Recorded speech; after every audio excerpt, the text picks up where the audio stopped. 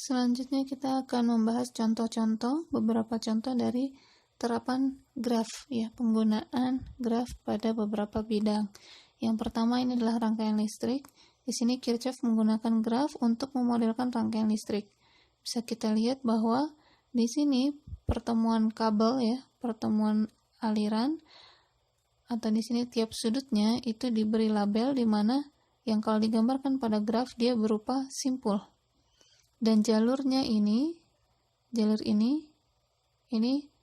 digambarkan dalam bentuk garis, yaitu berupa sisi pada graf. Seperti itu, ya. Kemudian, kalau di bidang kimia, graf bisa digunakan untuk memodelkan molekul senyawa alkane antara karbon dan hidrogen ini untuk menghitung jumlah isomernya. Ya, jadi simpulnya itu menyimbolkan, titik-titiknya ini menyimbolkan karbonnya dan hidrogennya, C sama H-nya. Gitu, ya. Kemudian garis itu yang menggambarkan ini, ya, sebagai sisi. Selanjutnya dalam bidang biologi adalah jejaring makanan. Ya, kita bisa lihat bahwa masing-masing spesies ini nanti menotasikan sebagai simpul, dilambangkan sebagai simpul atau titik yang punya nama masing-masing, dan kita bisa lihat bahwa ini adalah contoh dari graf berarah. Ya, bahwa dia ada arahnya. Rumput dimakan oleh tikus, tidak bisa dibalik. Tikus dimakan oleh rumput, tidak bisa, ya. Jadi memang harus ada arahnya. Arahnya harus jelas, siapa dimakan siapa. Kemudian, dalam pengujian program untuk menemukan kesalahan atau bug, itu juga bisa menggunakan graf berarah. Ya, jadi di sini salah satunya adalah pengujian eksekusi. Jadi untuk menguji eksekusi dari algoritma atau suatu program itu bisa dibuat dalam graf berarah yang dinamakan graf alir atau flow graph. Jadi ini graf berarah ini menggambarkan aliran kendali program.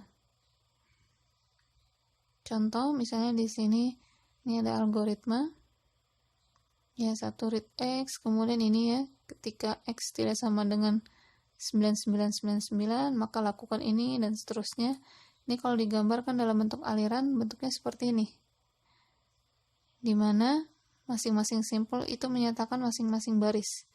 Read X ini adalah simpul 1, ngecek X tidak sama dengan 9999 ini adalah simpul 2, kemudian X kurang dari 0 ini adalah simpul 3, dan seterusnya, ya.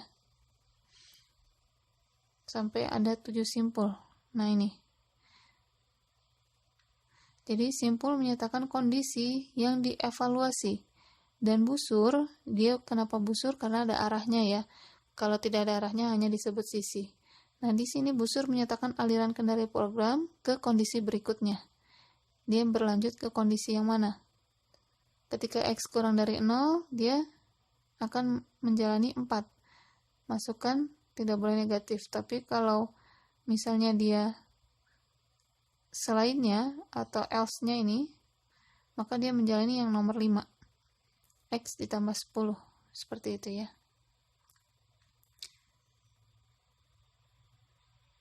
Kemudian data pengujian harus dirancang sedemikian sehingga semua lintasan di dalam graf alir pernah dilalui minimum 1 kali.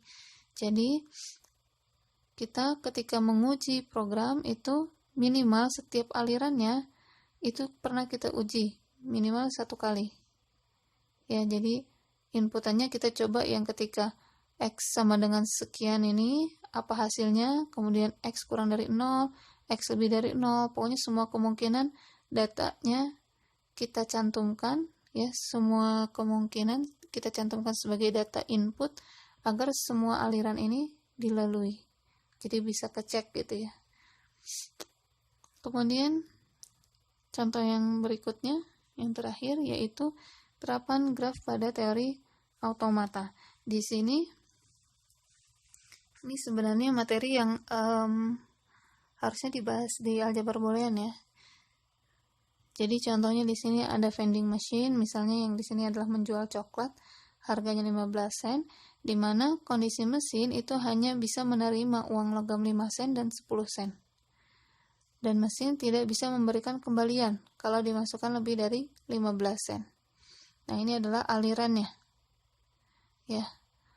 Aliran jalur ketika dia mengoutputkan coklat kah, atau justru belum, nggak sampai outputnya coklatnya keluar gitu ya, karena misalnya kalau kurang dari 15 sen bagaimana, kalau 15 sen pas bagaimana gitu ya, kalau 5 sen kali 3 bagaimana, kalau 10 sen kali 2 bagaimana, dan seterusnya.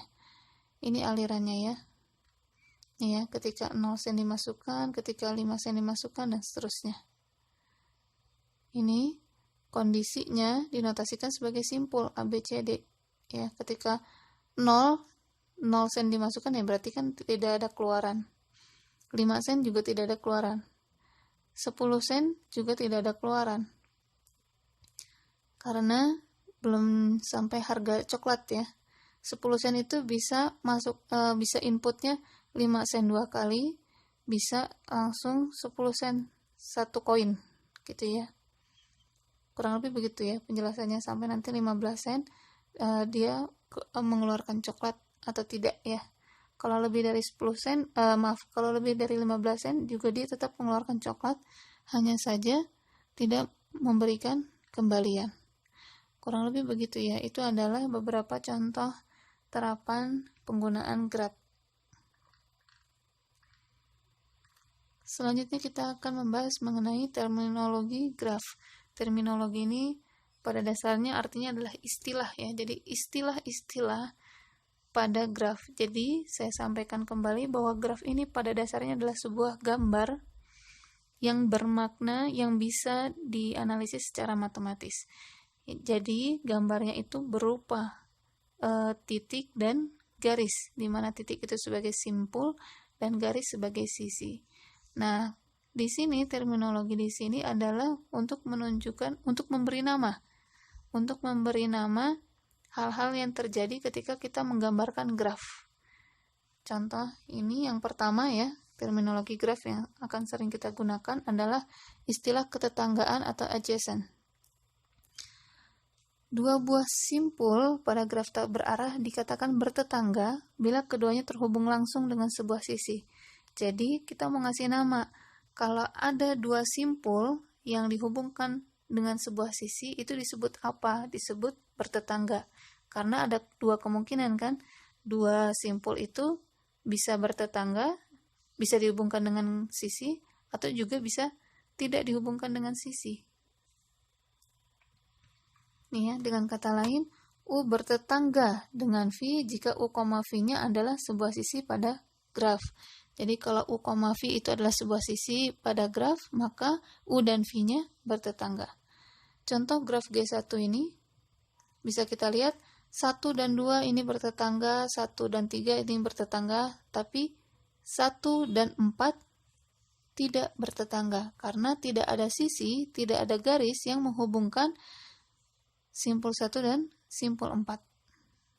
Ya. Namun 1 bertetangga dengan simpul 2 dan 3, tapi tidak bertetangga dengan simpul 4 tadi ya, karena tidak ada garis di sini antara yang menghubungkan 1 dan 4. Bisa juga dikatakan 4 tidak bertetangga dengan 1, sama saja ya. Kemudian yang kedua adalah bersisian. Kalau tadi adalah bertetangga, yang ini adalah bersisian.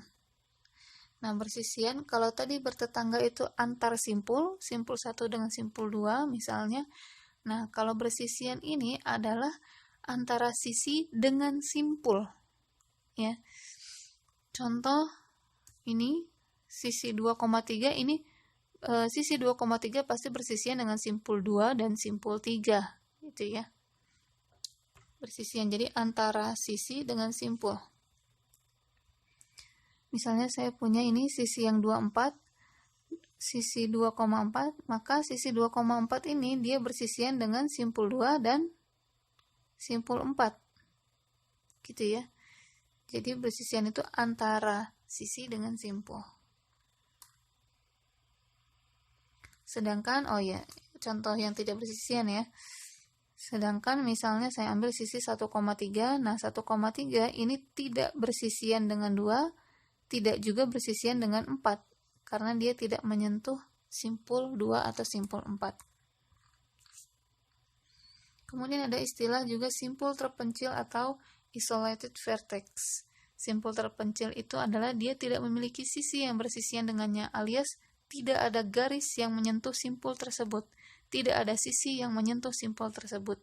Nah, pada contoh graf G3 ini bisa kita lihat bahwa simpul 5 ini adalah simpul terpencil karena tidak ada sisi yang menyentuh simpul 5. Tapi tetap segini ini adalah satu graf ya. Graf G3. Hanya saja tidak ada yang menyentuh simpul 5, maka simpul 5 ini disebut simpul terpencil. Kemudian graf kosong atau null graph atau empty graph. Graf kosong ini sifatnya adalah graf yang himpunan sisinya merupakan himpunan kosong, alias tidak memiliki satupun sisi. Tidak ada sisi satupun. Contohnya ini, misalnya ini adalah graf ya dengan 5 simpul. Karena tidak ada sisi, maka tidak ada sisi satupun ya, tidak ada garis satupun, maka graf ini disebut dengan graf kosong atau null graph yang dinotasikan dengan n besar n kecil ya. N besar ini maksudnya 0 ya, 0. Sedangkan 5 di sini menunjukkan ada berapa simpul. Karena di sini ada 5 simpul, maka disebutlah N5 alias graf kosong yang memiliki 5 simpul.